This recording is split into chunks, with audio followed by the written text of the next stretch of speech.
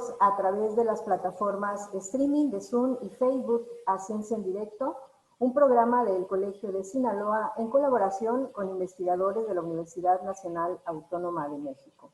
El día de hoy nos complace recibir en este ciclo académico a la doctora Lourdes Massieu Trigo. Ella es investigadora del Instituto de Fisiología Celular, Neuropatía Molecular de la UNAM, quien nos presentará la conferencia ¿Cómo se adapta el cerebro a la falta de glucosa?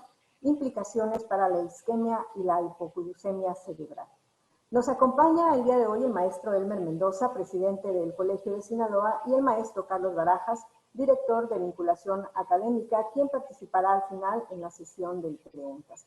Les quiero compartir que en esta charla la doctora Lourdes Massieu nos platicará sobre la glucosa, que es la principal fuente de energía en el cerebro, y la gran importancia que esta representa, pues como en el cerebro no se produce glucosa, depende de su aporte por el torrente sanguíneo. Nos hablará de su efecto y daños en casos de déficit de energía en el cerebro, entre otros aspectos igualmente interesantes.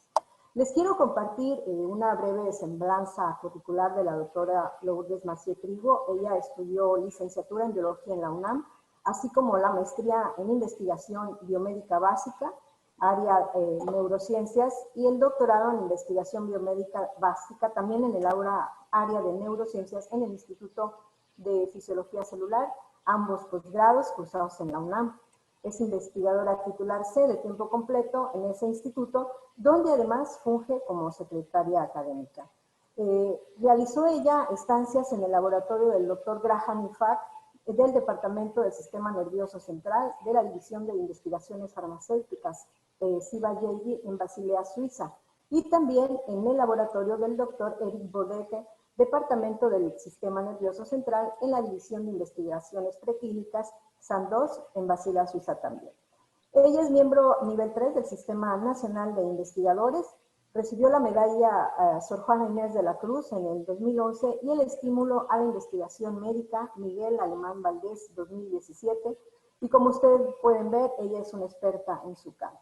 Y a continuación, y antes de dar inicio con esa conferencia, voy a ceder el uso de la voz al presidente del Colegio de Sinaloa, el maestro Elmer Mendoza, para quien nos comparta un mensaje. Buenos días a todos. Buenos días, Lourdes Massieu. Mucho gusto, de verdad, que estés con nosotros. Fíjate que Sinaloa es un estado de un poco más de 2 millones de habitantes, pero nosotros somos un estado que siempre tenemos los brazos abiertos y también la mente abierta para recibir a nuestros invitados. Y más si percibimos que estos invitados nos van a dejar un valor. Nos van a dejar un valor, nos van a dejar un conocimiento, y que estoy seguro que es el caso de que nos ocupa esta mañana. El Colegio de Sinaloa, pues nosotros somos como, digamos, la estación de tránsito, como se llama a veces en la literatura de ciencia ficción, entre ustedes y un público ávido de saber, ávido de conocer, ávido de explicarse físicamente a sí mismos, ¿sí? Y sobre todo que aprender cosas que nos ayuden digamos, no caer en la indignidad a que nos puede llevar esta circunstancia tan difícil y que estamos enfrentando. Entonces, bienvenida, de verdad, con todos esos 4 millones de brazos abiertos, bienvenida con nosotros.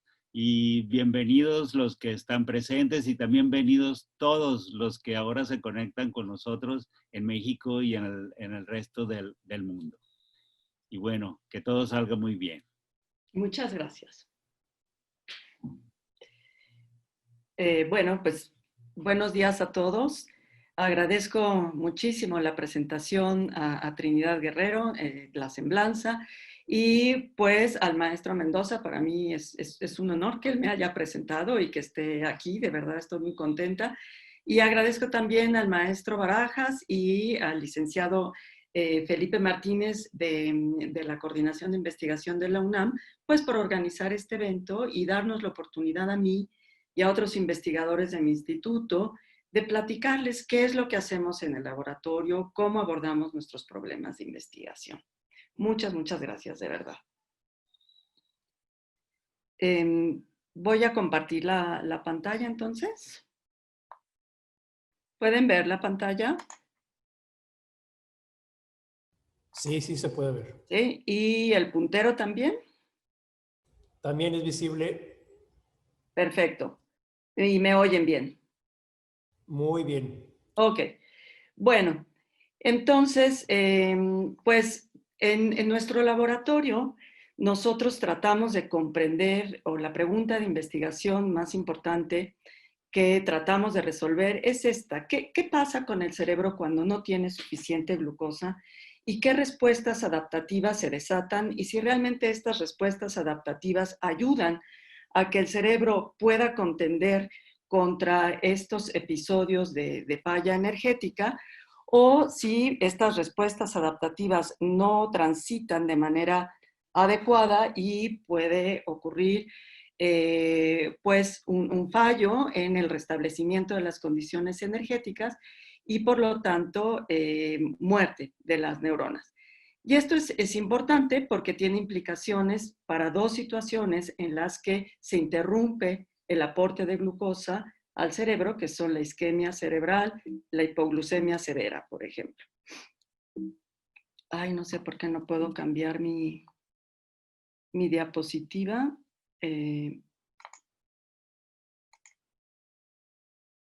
Algo pasa aquí.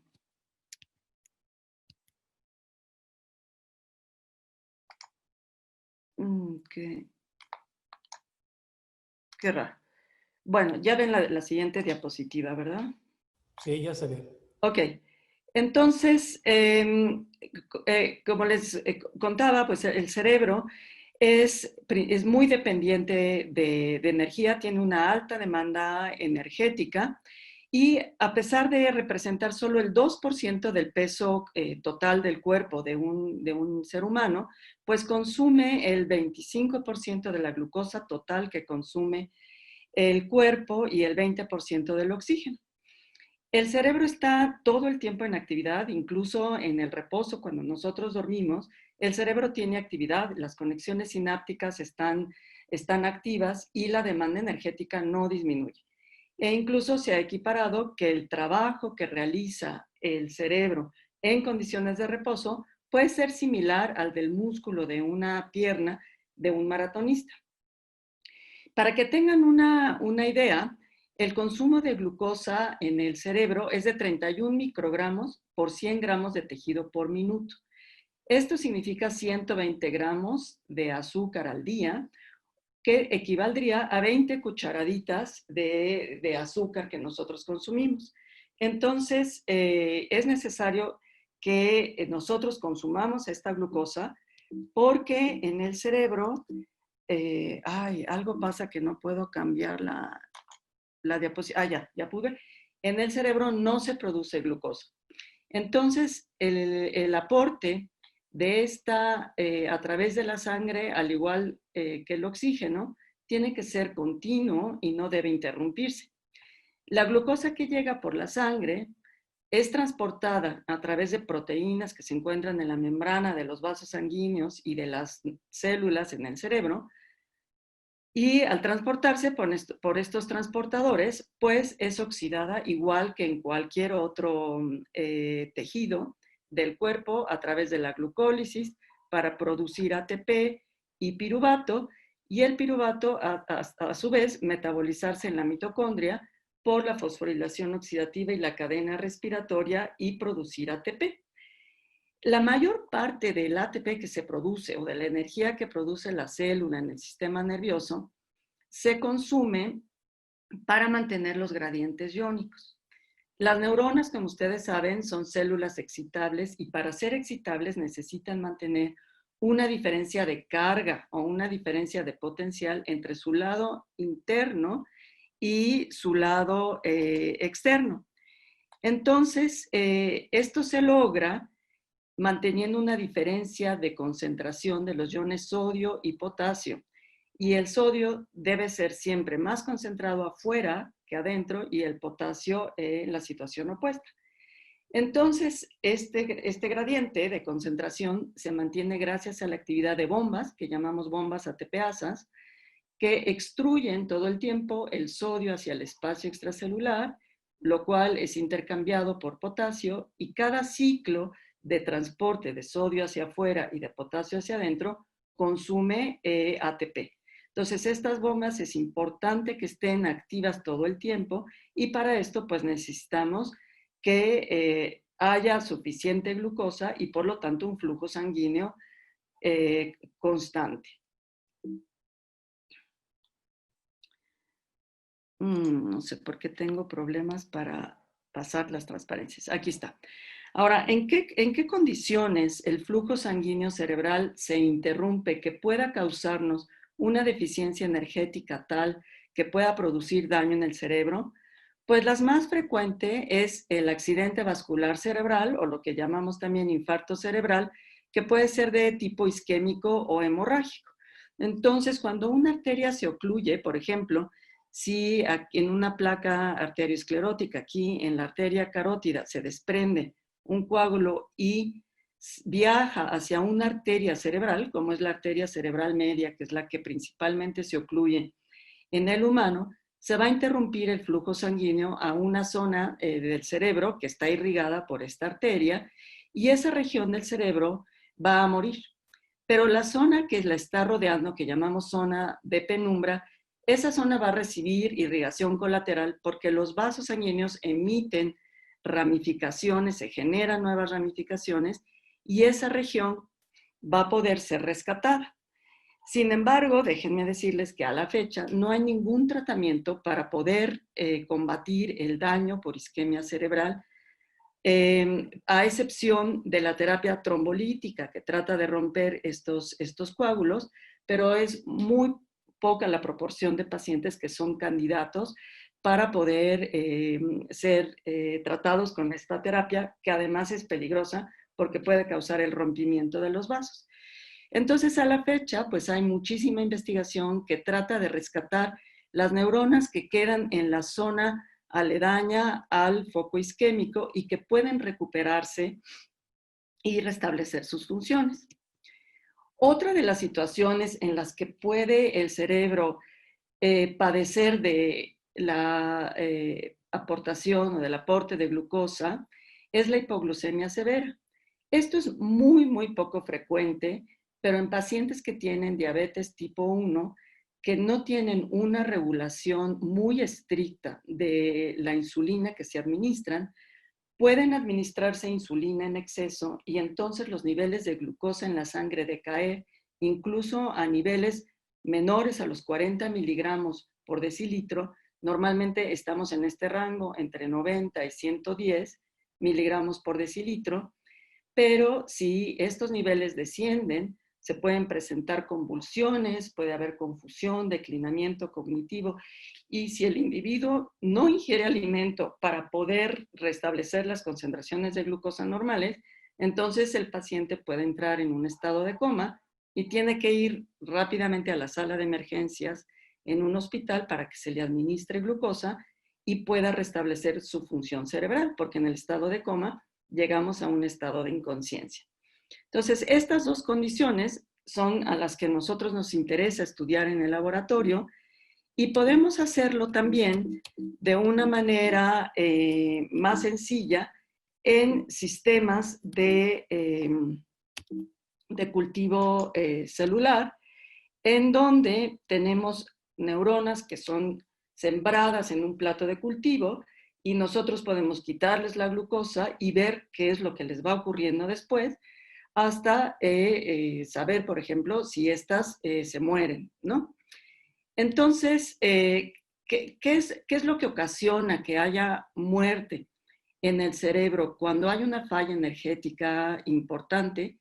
Pues una parte muy importante de este daño es producido por un fenómeno que llamamos excitotoxicidad, y que está dado por un desajuste en la transmisión sináptica excitadora. El neurotransmisor excitador más importante en el cerebro, o más abundante, vamos a decirlo así, porque todos son importantes, es el glutamato. Y el glutamato, cuando se libera de la neurona presináptica, pues lo que va a ocurrir es que va a excitar a sus receptores en la neurona posináptica y va a cambiar la permeabilidad a ciertos iones, como el sodio y el calcio.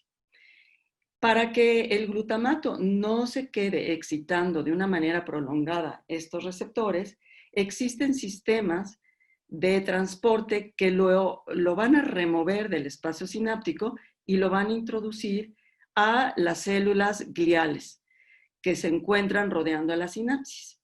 Estos sistemas de captura del glutamato son dependientes de energía, de tal suerte que si no hay energía suficiente, pueden no remover este glutamato o incluso extruirlo o liberarlo hacia el espacio extracelular por la función inversa de este transportador, ya que es dependiente de sodio. Y si el gradiente de sodio y de potasio que les comenté hace un momento no se mantiene porque no hay suficiente energía para que las bombas de sodio y potasio estén manteniendo esta diferencia de potencial, pues el glutamato no se remueve, puede quedarse más tiempo excitando a sus receptores y esto va a causar una serie de cosas, entre ellas, muy importante, es una falta de regulación de la concentración de calcio intracelular, va a entrar mucho calcio por este receptor que conocemos como NMDA y el calcio intracelular no va a poder ser removido por los sistemas intracelulares que normalmente lo hacen porque también son dependientes de energía y va a activar una serie de procesos que van a dañar a las células como la producción de radicales libres, o sea, de especies reactivas del oxígeno, que pueden dañar lípidos y proteínas, puede causar también daño a las mitocondrias y puede activar proteasas, como esta proteasa que se llama calpaína y que quiero que recuerden porque después vamos a ver qué puede hacer y en general es una proteína que puede ser una ejecutora de la muerte mediada por excitotoxicidad porque rompe muchas proteínas intracelulares que son importantes para el mantenimiento de la sobrevivencia neuronal. Ay, no sé por qué me cuesta tanto trabajo cambiar de diapositiva aquí. No sé qué me está pasando. Pero no puedo cambiar. Ya. Bueno, entonces hay respuestas celulares adaptativas a la falta de energía o la falta de nutrientes. Y de la que les voy a hablar ahora es lo que conocemos como autofagia. La autofagia es un sistema de degradación de componentes dañados de las células por la degradación lisosomal. Entonces lo que ocurre es que se forman vesículas de doble membrana, que llamamos autofagosomas, donde se van a reclutar componentes dañados de las células, como mitocondrias o como proteínas, y después se va a cerrar esta vesícula de doble membrana y se va a fusionar con un lisosoma donde hay enzimas líticas que van a romper estos componentes celulares en moléculas más pequeñas que le van a servir a la célula para poder otra vez sintetizar proteínas y poder tener energía otra vez en condiciones de falta de nutrientes. Esta es una respuesta fisiológica que ocurre en todas las células cuando hay falta de nutrientes y que sirve para el reciclamiento de proteínas dañadas o de proteínas de larga vida, pero también se puede producir o se puede activar cuando hay daños, por ejemplo, cuando hay mucho estrés oxidante o cuando hay pues una falla energética muy severa que puede activarla de manera excesiva o puede producir que sea tanta la autofagia que se induzca que no ocurra de una manera normal. Y además, este proceso de reciclamiento disminuye con la edad. Entonces, nuestro cerebro va perdiendo la capacidad de deshacerse de estos componentes que ya están dañados por este mecanismo y eso provoca que se acumulen proteínas o elementos que ya están dañados y que van haciendo que se vayan perdiendo nuestras funciones conforme nosotros envejecemos. Entonces, la autofagia, pues es un proceso que requiere de muchísimas proteínas, es un proceso muy complejo, no quiero hacer énfasis en todas ellas, pero únicamente en dos, porque va a ser importante que las recuerden para los resultados que voy a mostrarles después. Entonces, una de estas proteínas se llama LC32 y esta proteína se va a unir a los lípidos de la membrana de esta vesícula que se formó, que le llamamos autofagosoma, y en donde se van a reclutar los elementos dañados de las células. Esta proteína forma parte del citoesqueleto de la célula y cuando se activa la autofagia es cortada por otra proteína y relocalizada hacia la membrana externa del autofagosoma, pero también se queda en la membrana interna. Y le llamamos LC32 porque ya formó un enlace con los lípidos, entonces ya está lipidada, ya esto le llamamos LC32. Otra proteína, entonces cuando esta proteína se transforma a LC32 es un índice de que se están formando autofagosomas. Otra proteína importante es esta que le llamamos P62, que es un receptor de componentes celulares que están dañados. Entonces, esta proteína va a reconocer elementos celulares dañados que están etiquetados para degradarse. Entonces, tienen esta etiqueta que son una cadena de proteínas muy chiquitas que se llaman ubiquitinas y que las señalan para que sean degradadas. Entonces, P62 las reconoce y las lleva dentro del autofagosoma. Cuando el autofagosoma se cierra, queda dentro P62 y cuando se fusiona con el lisosoma, se degrada junto con todos los componentes dañados que se reclutaron aquí a través de las enzimas líticas que están dentro del lisosoma, que en el cerebro las principales se conocen como catepsina B y catepsina D. Entonces, cuando nosotros estudiamos la autofagia y podemos saber si está transcurriendo, si tenemos cambios en la proteína LC31 a LC32 y cambios en la proteína P62. Entonces, si nosotros vemos, corremos un gel y vemos que esta proteína se transformó a LC32, quiere decir que se están formando autofagosomas. Y si además vemos que P62 disminuye sus niveles, quiere decir que hay flujo autofágico. ¿Qué quiere decir esto? Que se formaron autofagosomas y se degradaron o se degradó su contenido. Si por el contrario nosotros vemos que se transforma el LC31 a LC32, pero P62 no se degrada, sino al contrario, aumenta, esto quiere decir que no hay flujo autofágico y está fallando la parte de degradación de la autofagia. Entonces, la autofagia ocurre en nuestro cerebro de manera normal o fisiológica, pero aumenta cuando el cerebro tiene un periodo de ayuno prolongado. Por ejemplo, en este trabajo se demostró que después de tener a un ratón en 48 horas de ayuno, pues empiezan a ver estas vesículas que aquí están marcadas con la proteína LC3 que les acabo de comentar, pero está fusionada a una proteína verde que florece y nosotros podemos ver estas partículas. Y por microscopía electrónica también podemos detectar esta vesícula de doble membrana que se ve muy bien y está llena de contenido que se va a degradar y que le va a servir al cerebro que está ayunado para obtener nuevamente elementos con los que pueda construir lípidos, pueda construir membranas, proteínas, etc. Entonces, este cerebro que no tiene glucosa o que no ha tenido nutrientes por 48 horas, está desatando esta respuesta adaptativa a la falta de energía para poder tener nuevamente energía y no morir. Por otra parte, la autofagia es muy necesaria durante el desarrollo, ya que se ha observado que si se quitan, si se construyen animales que no tienen una proteína esencial para la formación de los autofagosomas, que es esta proteína TG5, entonces estos animalitos no crecen bien, son más chiquitos y tienen problemas motores, dan pasos mucho más chiquitos en vez de los pasos grandes que normalmente darían, no pueden sostenerse de una cuerdita cuando se les pide que lo hagan y se caen, y además tienen pérdida de neuronas en el cerebelo, que es una de las regiones importantes para el control motor.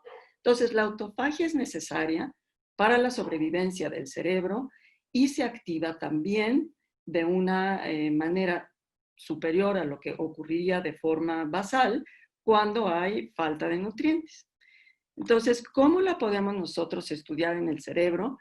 Pues lo que hacemos es tener nuestras neuronas cultivadas en platos de cultivo y lo que hacemos es quitarles la glucosa por un periodo de 2 horas y después se las volvemos a agregar por este tiempo y vamos viendo qué es lo que les pasa.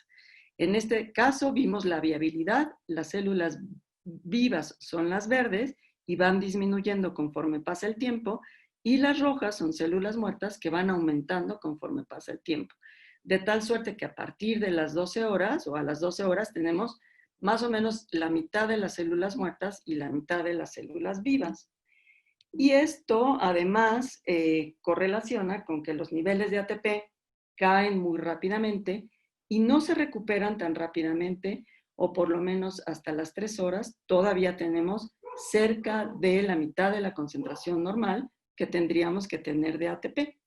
Entonces, nosotros sabemos que estamos estresando a estas células y queremos saber si están realizando o no autofagia. Y lo que hacemos, pues, es usar los marcadores de los que ya les hablé y ver cómo van cambiando con respecto al tiempo.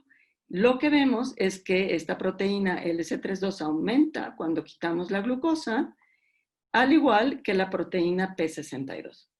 De acuerdo a lo que les dije, esto indicaría que se están formando muchos autofagosomas, pero no se están degradando.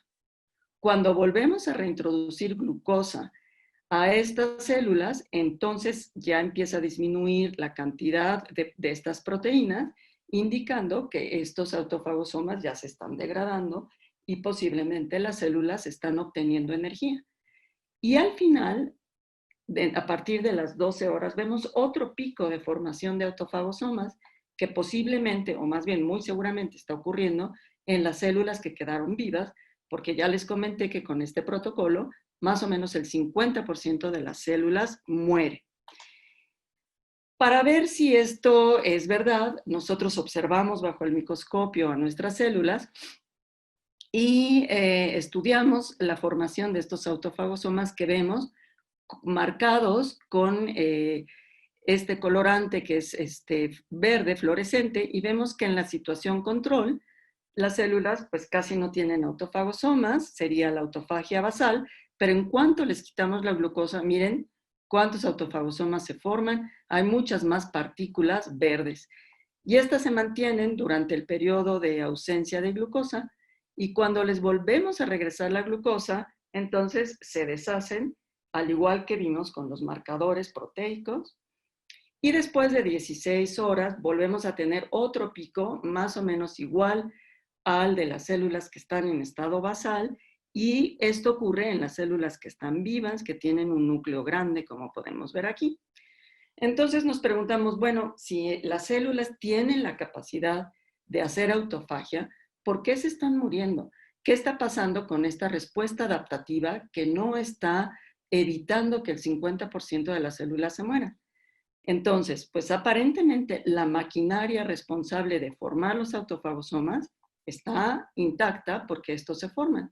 ¿Qué tal entonces que puede ser la parte de la degradación autofagosomal la que no está ocurriendo? Entonces fuimos a la literatura y encontramos que esta proteasa que les comenté al principio de la plática, que se llama calpaína, es capaz de romper proteínas que forman parte de los lisosomas y entonces los van a permeabilizar. Una de estas proteínas es la HSP70 y otra de estas proteínas es LAM2. Entonces nosotros pensamos, ¿qué tal que se está rompiendo la membrana lisosomal y por eso no puede haber buena degradación autofágica? Entonces estudiamos esto y vimos que sí, esta es la proteína completa y cuando quitamos la glucosa a las células se rompe esta proteína. Pero si inhibimos la actividad de la calpaína con estos dos inhibidores, vemos que evitamos este rompimiento. Entonces, bueno, ¿Qué pasa si nosotros inhibimos entonces a esta proteína? Podemos evitar que se rompan los lisosomas aparentemente, pero esto tiene algo que ver con la sobrevivencia de nuestras células y aparentemente sí. Entonces marcamos nuestros lisosomas, estamos viendo aquí a las células vivas bajo el microscopio, las estamos siguiendo, eso es algo muy bonito, y lo que vemos es que cuando les quitamos la glucosa, pues una gran cantidad de lisosomas que estaban aquí en la situación control, cuando las células están bien, desaparece. Pero si inhibimos a esta proteasa, la calpaína, recuperamos nuestros lisosomas. Aquí los tenemos marcados también con otro colorante. Y las enzimas líticas que están dentro de los lisosomas también aparentemente pierden su localización aquí en los lisosomas y salen al citoplasma. Y si nosotros inhibimos a la proteasa calpaína, evitamos esta salida que incluso parece que se salen al medio de cultivo y retenemos a estas enzimas líticas dentro de los lisosomas. Entonces, la conclusión de esto es que si nosotros privamos a las células de glucosa, pues seguramente va a entrar mucho calcio por los receptores a glutamato y este proceso de autofagia que normalmente hubiera servido para reciclar estos componentes celulares y ayudar a las neuronas a tener más energía, pues no sale del todo bien. ¿Por qué? Porque se activan otras enzimas como las calpaínas que pueden romper a los lisosomas y esto da lugar a que la autofagia no transcurra de una manera adecuada y no haya una buena degradación lisosomal. Entonces, esta respuesta adaptativa de las células falla cuando tenemos un daño muy agudo por privación de glucosa. Entonces nos preguntamos, ¿qué tal que nosotros le damos a las células otra alternativa energética que no sea la glucosa? Y decidimos darles este compuesto, el beta-hidroxibutirato, que es un producto del rompimiento de las grasas en el hígado. Entonces, cuando el hígado rompe grasas, produce estos cuerpos cetónicos, que se llaman cuerpos cetónicos, acetoacetato y beta-hidroxibutirato, los libera hacia el torrente sanguíneo y estos pueden ir a todos los órganos, incluso al cerebro. El cerebro los captura y los utiliza para generar energía a través de la mitocondria por el ciclo de los ácidos tricarboxílicos. Entonces pensamos, bueno, vamos a ponerles esta alternativa energética y ver si entonces la autofagia transcurre mejor y si las células sobreviven mejor. Y efectivamente, si nosotros quitamos la glucosa, pero ponemos beta-hidroxibutirato y también lo agregamos cuando volvemos a reintroducir glucosa, vemos que muchas células sobreviven. Muchas células sobreviven, el ATP no decae tanto, las células energéticamente están mejor, realizan la formación de autofagosomas. Como ustedes pueden ver aquí, hay muchos de estos puntitos verdes que son los autofagosomas, pero se forman menos o más bien se degradan más. Y esto es justamente lo que vimos, porque en presencia de este sustrato energético, vemos que hay menos transformación de LC3-1 a LC3-2, lo cual indica que se están formando los autofagosomas, pero se degradan más rápido, y P62, que es este receptor de cargo que se degrada dentro de los autofagolisosomas, también se degrada más rápido. Entonces, en conclusión, el beta-hidroxibutirato mantiene a las células en un estado energético mejor, aumenta la sobrevivencia y estimula el flujo autofágico. Es decir, evita que el flujo autofágico no transcurra de una manera inadecuada. Y finalmente, quiero enseñarles algunos resultados que tenemos de cómo podemos nosotros trasladar todos estos resultados que estamos haciendo en un plato de cultivo con las células aisladas a una situación in vivo. Entonces, lo que hicimos fue inducir hipoglucemia severa a animales de experimentación les inyectamos una sobredosis de insulina y como ustedes pueden ver, la glucosa disminuyó rápidamente. Dejamos que los animales entren en un estado de coma muy cortito, únicamente 10 minutos, y rápidamente les administramos nuevamente glucosa para sacarlos de ese estado de coma y recuperen sus concentraciones de glucosa sanguínea paulatinamente. Pero a un grupo de estas ratas, además de darles la glucosa, les dimos el cuerpo cetónico, el beta-hidroxibutirato, y logramos mantener los niveles de este cuerpo cetónico más elevados que en las ratas a las que no les dimos durante todo el periodo de reintroducción de glucosa.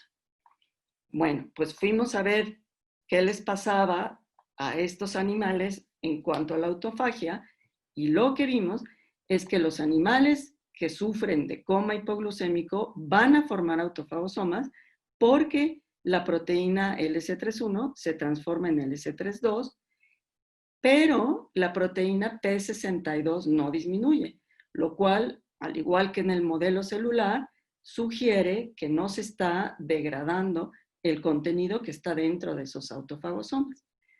Pero los animales que recibieron el beta-hidroxibutirato, como ustedes pueden ver, o forman menos autofagosomas o estos autofagosomas se están degradando más rápido, que parece ser el caso porque la proteína P62 tampoco se acumula y baja incluso a sus niveles menores que las ratas control.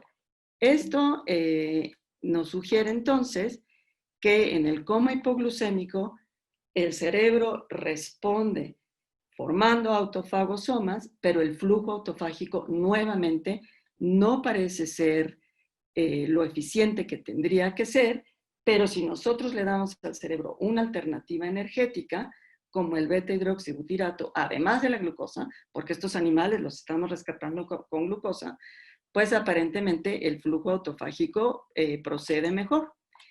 Y esto lo vimos en cortes de estos animales y encontramos, cortes de cerebro, que, bueno, la proteína LC32 efectivamente se acumula en el cerebro, en la corteza cerebral de los animales que tuvieron coma, la proteína P62 también, pero los animales tratados con el cuerpo cetónico tuvieron menos intensidad de fluorescencia de estos dos marcadores. Y cuando estudiamos si podría haber protección de las células cuando administramos el cuerpo cetónico, encontramos que sí. Aquí estamos marcando en verde las células de la corteza cerebral que están muriendo debido al coma hipoglucémico. Cada puntito es una célula y vemos que cuando administramos el cuerpo cetónico en dos concentraciones distintas, pues vemos que hay mucho menos células dañadas.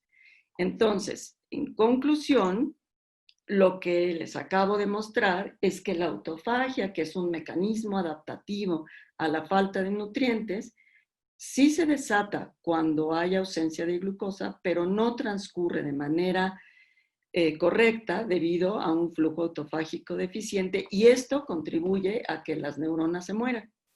Si nosotros damos una alternativa energética a las células que mejore su estado energético, su producción de ATP, vamos a tener un flujo autofágico funcional y vamos a aumentar la sobrevivencia de las células. ¿Qué preguntas estamos tratando de contestar ahora? Pues son los mecanismos por los cuales este cuerpo cetónico pudiera estar restaurando el flujo autofágico. Podría ser que atenuara la actividad de la calpaína porque disminuyera el aumento de calcio intracelular y esto pues mantuviera la integridad de la función lisosomal y estimulara la biogénesis lisosomal. Esos son los experimentos que estamos haciendo en este momento. Y bueno, pues estas son las gentes que han trabajado en mi laboratorio en estos dos modelos y pues agradezco muchísimo su atención.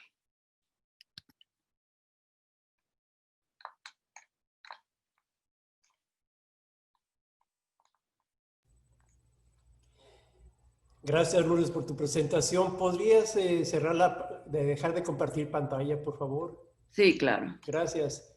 A toda nuestra audiencia estarán abiertos los chats en estos momentos, tanto como de Zoom, como en la plataforma de Facebook Live, para sus preguntas. Listo. Estamos a la orden.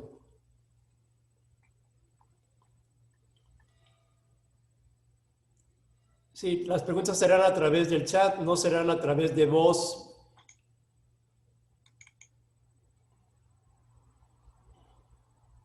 Suele tardar unos segundos. ¿Alguien escribió en el chat que no se escucha? Fue el inicio de la plática, Ok. pero teníamos muy buen audio. No sé, Astrid fue quien escribió este comentario, pero seguramente ella tenía algún problema en su dispositivo. Ok.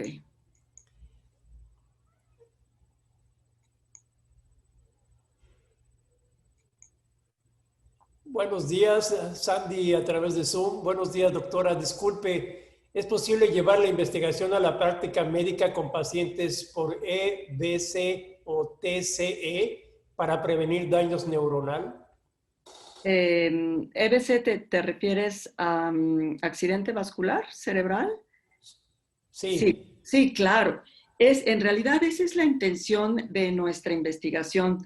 Ahorita les mostré nuestros datos recientes en hipoglucemia severa como un modelo para poder saber si nosotros podemos restaurar una autofagia funcional en un modelo que es relativamente sencillo, en el que el cerebro se queda sin glucosa.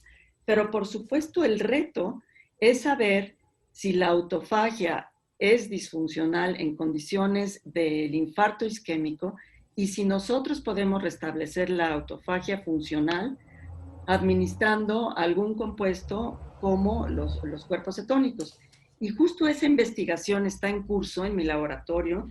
No les compartí esos resultados porque todavía están en análisis, pero te puedo adelantar que sí, la autofagia se desata, desde luego, después del infarto. Las zonas que hemos estudiado son la corteza cerebral y el hipocampo. Se desata de una manera rápida y el flujo autofágico sí parece encontrarse alterado. Y los cuerpos cetónicos que estamos administrando ahí de otra manera que a través de una bomba miniosmótica para que lleguen directamente al cerebro, sí parece tener efectos buenos para poder restaurar la autofagia deficiente, pero todavía no tenemos los datos completos como para poder mostrárselos, pero es algo que nos interesa muchísimo y por supuesto, pues es trasladar los resultados que tenemos in vitro y en el modelo de hipoglucemia a una condición patológica que es muy frecuente en el humano. Gracias, Lourdes. Tenemos 4 preguntas pendientes en la plataforma Zoom. Sí, Karina, claro. buenos días. ¿Qué efecto tendría esto en el cerebro de personas que eligen planes alimenticios cetogénicos?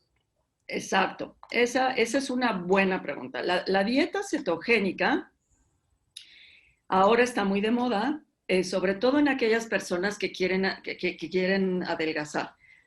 Hay que tener un poco de cuidado también con eso, porque la dieta cetogénica puede producir hígado graso. Entonces, también la dieta cetogénica hay que hacerla siempre con supervisión médica, por un lado. ¿Cuál es el efecto que tiene la dieta cetogénica?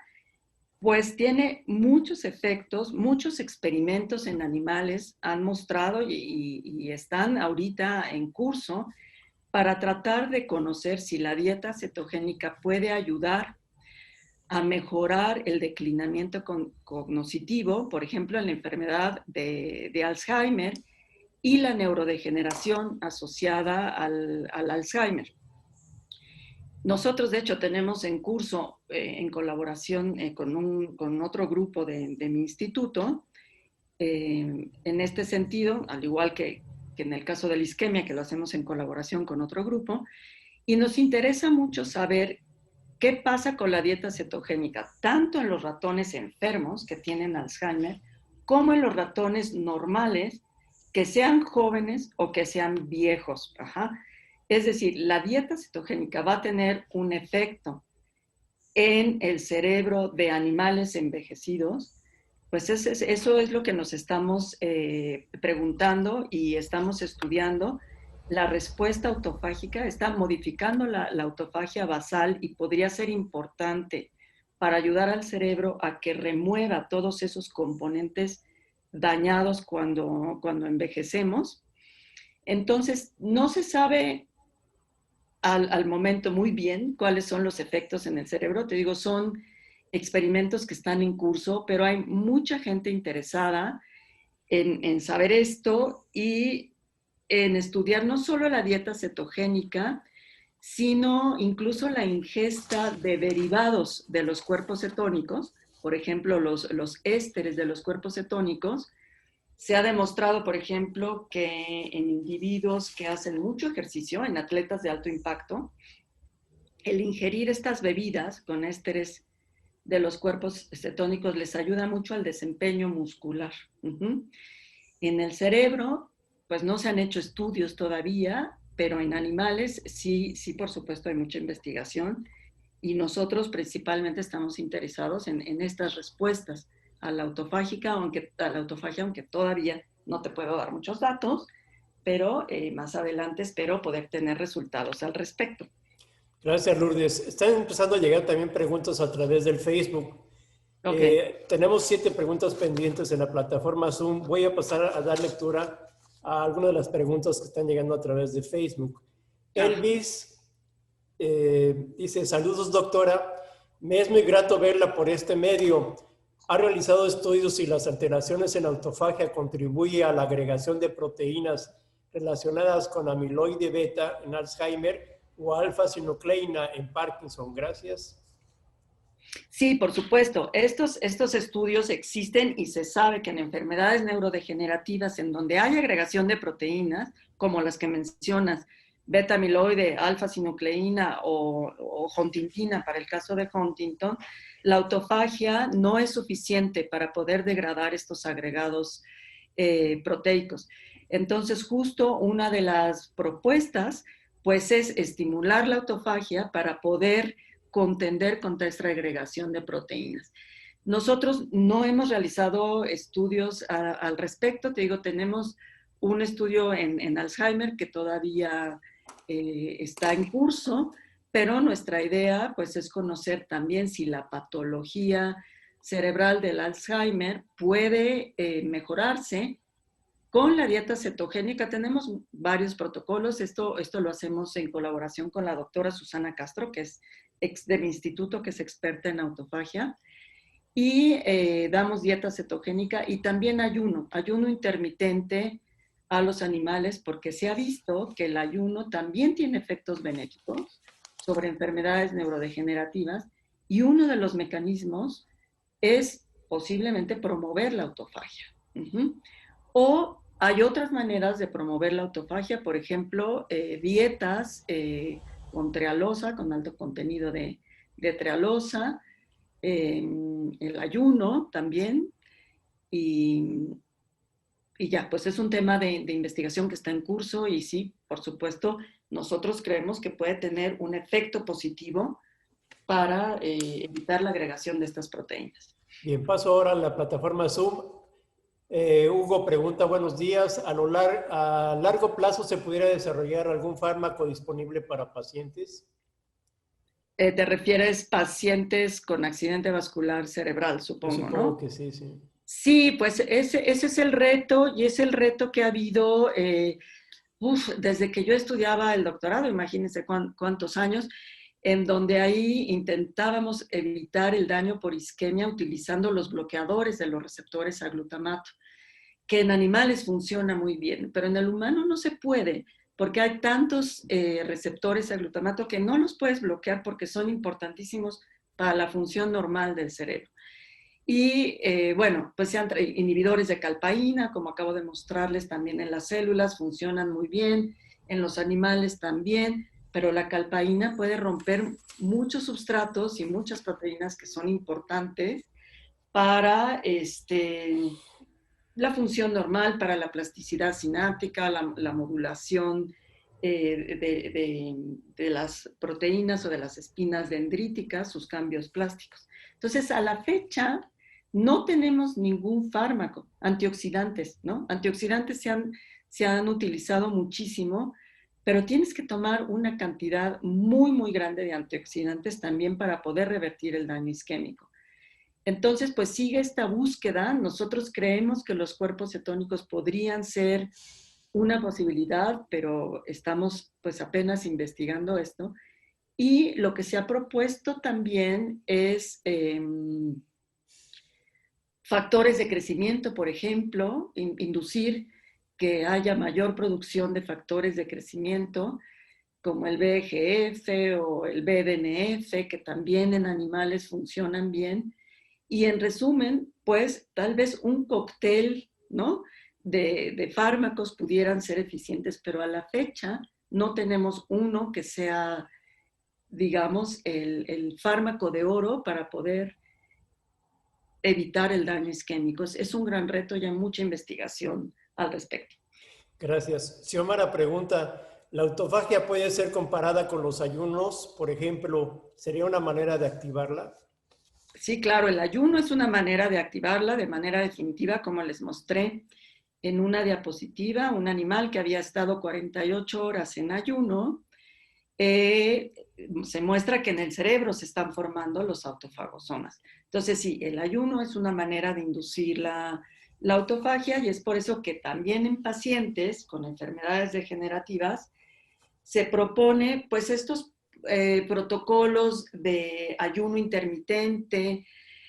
Hay que tener cuidado, ¿no? Porque son personas de edad también, que no puedes tampoco transformar la dieta y provocar desnutrición, ¿no? Entonces tienen que ser siempre protocolos muy supervisados desde el punto de vista médico, pero sí se propone que la dieta intermitente o el ayuno intermitente, más bien, esto quiere decir comer, por ejemplo, cada 12 horas, ¿no? Y tener 12 horas de ayuno, o comer un día sí, un día no, etcétera. Se ha visto que sí tiene efectos benéficos, pero yo creo que es algo que tiene que ser muy personalizado. No cualquiera debe someterse a ese tipo de ayunos, tiene que seguir supervisión médica porque cada persona es diferente. Exacto. Y el metabolismo de cada persona es distinto. Cada organismo es diferente y reacciona de manera diferente también. Alejandro pregunta, ¿se han realizado estudios sobre el efecto de edulcorantes artificiales y su influencia sobre la respuesta autofágica? Excelente presentación. Ay, muchas gracias. Glucorantes artificiales. Fíjate que no conozco ningún estudio al respecto. Sí, sería interesante. Lo único que sí se conoce muy bien es el tratamiento con trealosa, que también es un compuesto que se parece, digamos, a la glucosa, y ese sí induce autofagia. Pero los glucorantes artificiales no lo sé. Bien, por Zoom tenemos una pregunta que está recortada. Voy a tener que meter gol aquí de Huawei. Está incompleta, Huawei. Si puedes completarla, tu pregunta nos llegó como buen día. Una pregunta en el modelo donde se revisó la muerte celular en corteza, coma, ahí se quedó, se cortó tu pregunta. Carolina pregunta, buen día, ¿cuáles podrían ser las diferencias en el tiempo de ayuno de manera un vivo? A lo mejor querrá decir no, pues no entiendo. ¿Cuáles podrían ser las diferencias en el tiempo de ayuno? A lo mejor se refiere en el humano o algo así. Sí, de un ser vivo. De un ser vivo. Te digo, en roedores se ha visto que en realidad por eso costó un poco de trabajo encontrar los marcadores de autofagia en roedores, porque un ayuno de horas no parecía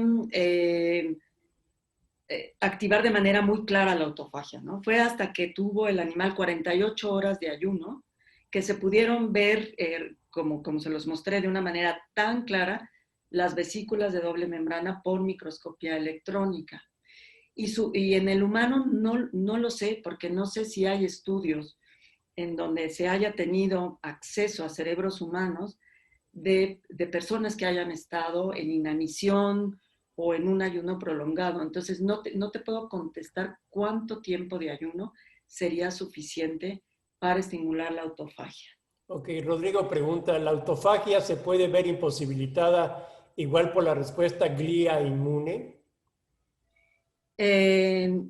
Imposibilitada por la respuesta inflamatoria, me imagino que quieres decir. La autofagia también puede ocurrir en las otras células, no únicamente en las neuronas. También puede ocurrir en la glía y también en la microglía, ¿no? Y en los astrocitos. Ajá. Entonces, ¿cómo podría verse, dices tú, alterada por la respuesta inflamatoria? No lo sé. No sé si la respuesta inflamatoria, la producción de citocinas, pueda alterar el proceso de autofagia. No lo sé, pero es posible que parte de lo que nosotros vemos en la isquemia cerebral, donde hay mucha reacción inflamatoria, pudiéramos tener un efecto de la reacción inflamatoria sobre la autofagia. No conozco al respecto.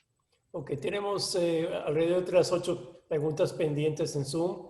Angélica dice, buenos días, doctora, disculpe, mi pregunta va dirigida a si han estudiado la hipoglucemia en relación con la neurotransmisión.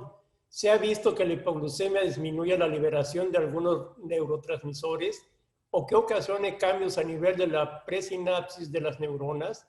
De antemano, muchas gracias. Sí, bueno, esto se conoce muy bien. Cuando los animales llegan al coma hipoglucémico, hay una liberación muy grande de glutamato, pero sobre todo de aspartato en este caso, porque el glutamato en estas condiciones donde hay una falla energética tan grande, el glutamato se usa como sustrato energético. Entonces el glutamato se puede transformar a alfa-cetoglutarato y entrar al ciclo de Krebs. Y entonces en vez de tener función como neurotransmisor, se va a utilizar como substrato para que el ciclo de Krebs pueda seguir funcionando. Pero el aspartato no. Y el aspartato se libera en grandes cantidades y estimula directamente los receptores a N-metil de aspartato y eso causa pues el daño excitotóxico. En la isquemia cerebral pasa lo mismo. Se libera mucho glutámico y mucho aspartico.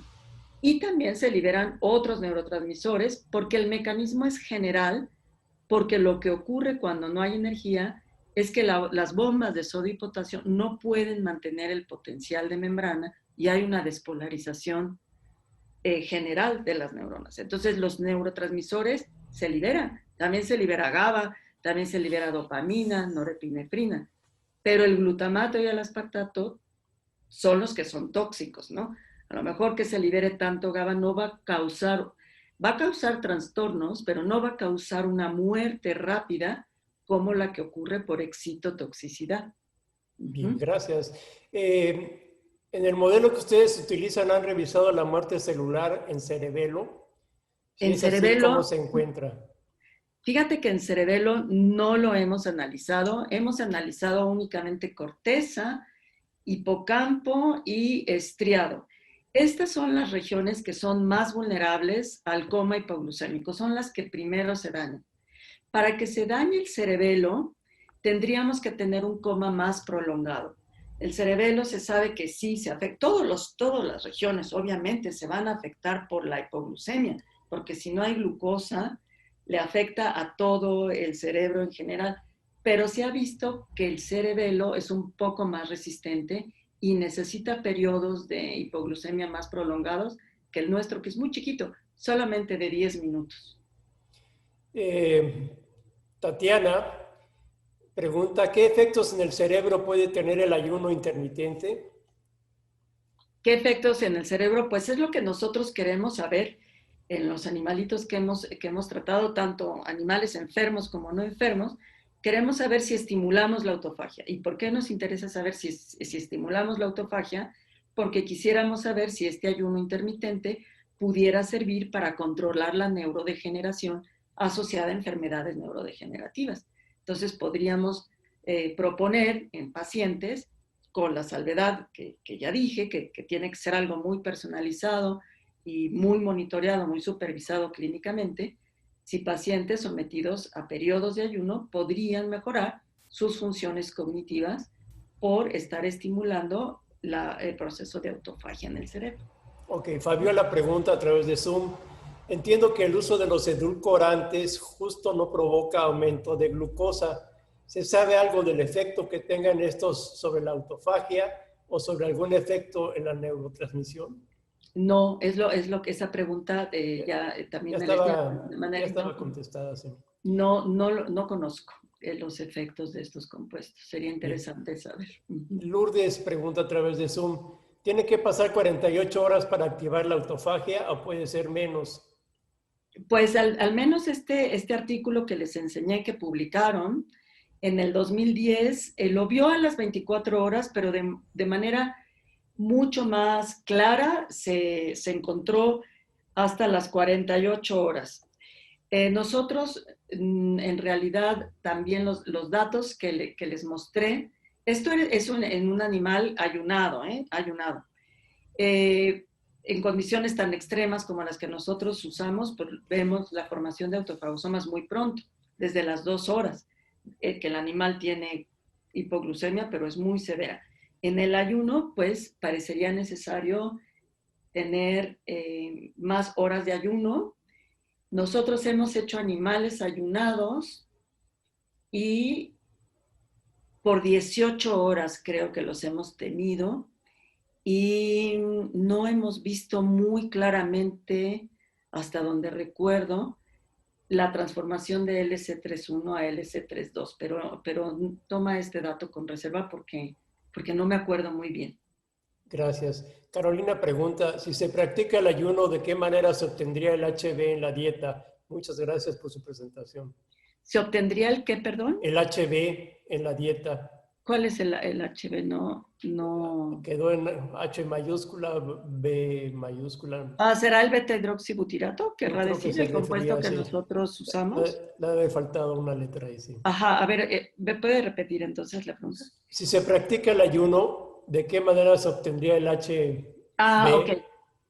Sí, cuando tú ayunas, lo que va a ocurrir es que vas a activar la lipólisis hepática. ¿Por qué? Porque si no estás consumiendo alimento y no tienes glucosa, el cuerpo va a echar mano de lo que tiene y las reservas de lípidos se van a movilizar.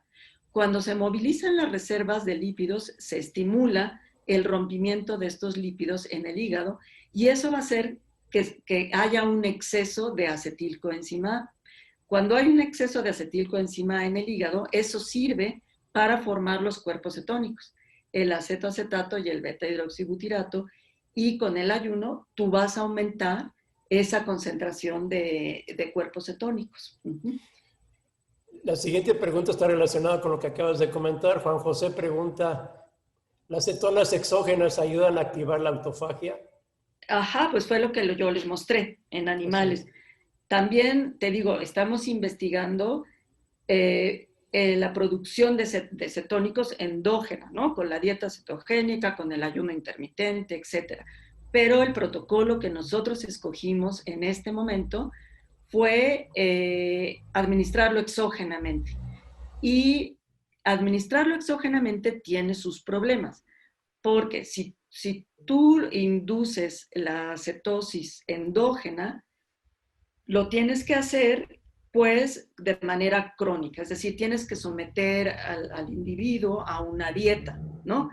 Y entonces lo que va a ocurrir es que se van a producir continuamente los cuerpos cetónicos y el cerebro va a regular hacia arriba, es decir, va a producir más transportadores que son capaces de captar estos cuerpos cetónicos en el cerebro. Entonces, tiene sus ventajas este enfoque. Y para enfermedades neurodegenerativas podría ser un enfoque adecuado. Para el caso de la isquemia no es tan adecuado porque tú no sabes cuándo te va a ocurrir un accidente vascular cerebral y es difícil que estés en una dieta como para prevenir que esto ocurra, ¿no? En una dieta cetogénica. Entonces, la administración exógena post-infarto o post-isquemia sería, digamos, la estrategia terapéutica quizás más conveniente. El problema que tienes con la administración exógena es que tienes que hacerla de manera repetida para poder mantener los niveles de cetónicos en la sangre a una concentración suficiente para que pueda tener efectos en el cerebro. Antes de continuar, me gustaría hacer mención muy breve de que tenemos una nutrida audiencia tanto de estudiantes como de profesores de la Universidad Autónoma de Occidente, desde el norte del estado, de Los Mochis, del área de Guasave, Qué bueno. de Mazatlán, de aquí de Culiacán también. No voy a dar lectura a todos ustedes, pero son del área de enfermería, de ciencias biomédicas, del área de nutrición también. Monse pregunta, buenos días, doctora. ¿Las personas con diabetes que se inyectan insulina pueden realizar la dieta cetogénica? No, no es aconsejable porque los pacientes diabéticos en general tienen mucho riesgo de tener lo que se llama cetoacidosis. Y tendrían que estar muy controlados. ¿Por qué? ¿Qué es lo que ocurre? Pues como no tienen insulina, entonces la glucosa es muy alta en la sangre y esta glucosa no se remueve para ir a los diferentes tejidos. Entonces, ¿qué es lo que pasa? Pues justamente que el hígado o las reservas de lípidos van a tomarse para producir energía, ya que los tejidos no tienen glucosa. La glucosa se queda en la sangre.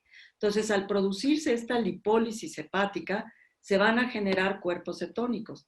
Y la generación de cuerpos cetónicos en los pacientes diabéticos que no tienen un control estricto de insulina puede ser tan alta como llegar a concentraciones de 25 milimolar y eso producir cetoacidosis. Y la cetoacidosis es muy, muy dañina, es muy peligrosa, especialmente en niños, que son una población que generalmente son los que padecen la diabetes tipo 1. Entonces, no sería aconsejable y si lo hace, tendría que estar muy regulado. Estos pacientes con diabetes tipo 1 tienen que tener cuidado no solamente de controlar la glucosa sanguínea, sino también los niveles de cuerpos cetónicos en la sangre con tiras reactivas, ¿no? Me da mucho gusto ver aquí que Karina, a través de Zoom, se reporta desde la Facultad de Estudios Superiores Iztacala, allá en el Estado de México. Ah, qué bien. Lourdes pregunta, ¿cuáles son las contradicciones para no practicar la autofagia? ¿En qué personas no está recomendado practicarla?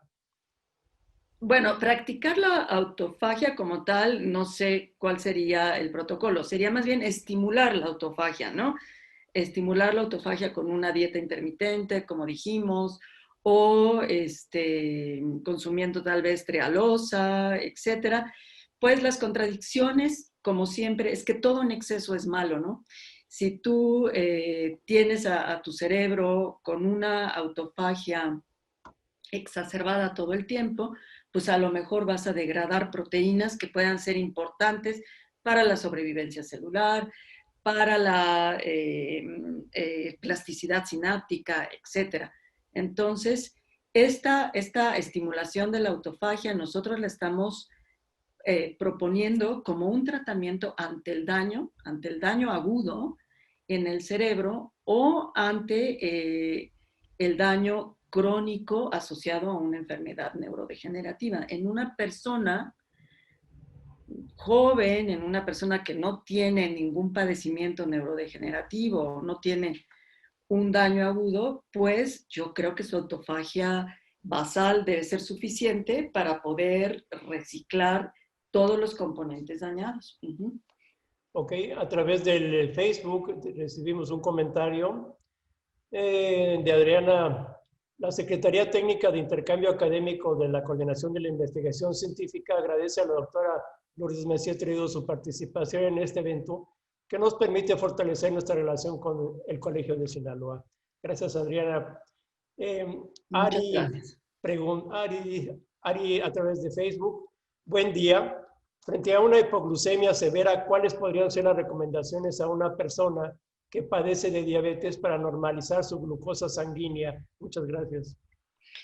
Bueno, pues cuando la hipoglucemia es muy severa y hay signos de esto, por ejemplo, si la persona empieza a tener, digamos, disfunción cognitiva, visión borrosa, mucho mareo, malestar tipo náusea, y empieza a perder su atención o sus facultades cognitivas para tener atención, tiene que ir a la sala de emergencia a un hospital. Si los síntomas no son tan graves, pues tiene que tomar una bebida azucarada, puede ser un jugo de naranja, por ejemplo, o un Gatorade, electrolitos, etcétera.